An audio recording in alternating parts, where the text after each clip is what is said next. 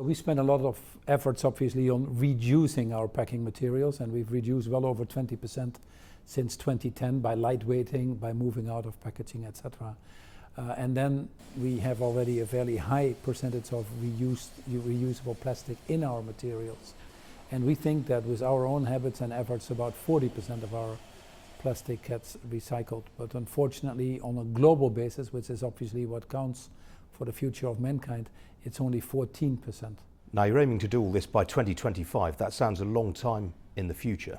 It is a long way out, or it is not a long way out. We're in 2017 now, and some of the things need to require technology. For example, these pouches are incredibly efficient. They are lightweight plastics, but they are laminated, often for the products that go in it or the climates in which they are sold, and there simply aren't technical solutions yet. And even if Unilever alone would have these technical solutions, you have to drive them at scale by involving others. One of the reasons why we make many of our technologies actually available for the public at large. But you need to invest in machines, you need to get other companies on board.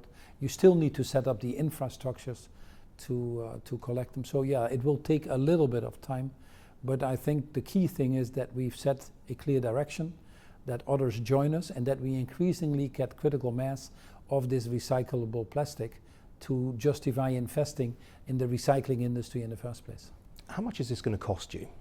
Well, we think, as I mentioned before, that if we move truly to a circular economy, that the savings would be there. The 80 to 120 billion that you would save in packaging. In fact, any packaging that you buy right now, anywhere in the world, on average, 95% would not be reused. That is really an unfortunate way that we're behaving that way.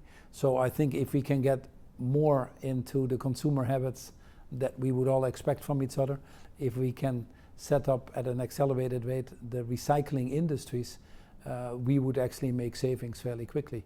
And where that is already the case, we actually see the economics being in favor of moving in this direction. You mentioned that you want to be industry leading. How do you judge the efforts of the rest of the consumer goods industry compared with Unilever? Well, the packaging industry is obviously broad. Everybody is in packaging, so even if you take a company like Unilever, with the best of our efforts, we're a pimple in the total. And so organizing the industry at scale is a challenge. We've created the Global Consumer Goods Forum, which has all the major retailers and manufacturers together. This is a forum that has made commitments to go out of illegal deforestation in their supply chain, palm, soy, beef, pulp. This is an industry that has made commitments to go to natural refrigerants for ice cream cabinets or for the beverage cabinets. And now, again, it's an industry that hopefully will make a firm commitment to move fast to recyclable plastic.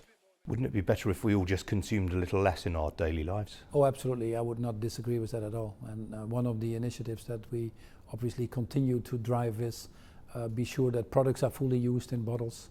If you now buy a Hellmann's mayonnaise and the upside down squeeze bottle, all the product comes out, so we don't have to waste. We've reduced the plastic that we use in final consumer usage. You really want to have the right products that truly add value to the consumer. But ultimately, we need to consume differently, I would say. The UK government has introduced a tax on the use of plastic bags. Would you like to see a tax introduced similarly on single-use plastic containers? It's a good example where you see that the consumer themselves did not get out of the habits. I've always used our crates or my wife's bag that she carries with her, so we've never been very enticed in a lot of plastic bags, but it was very hard to get consumers out of it until we started charging for it.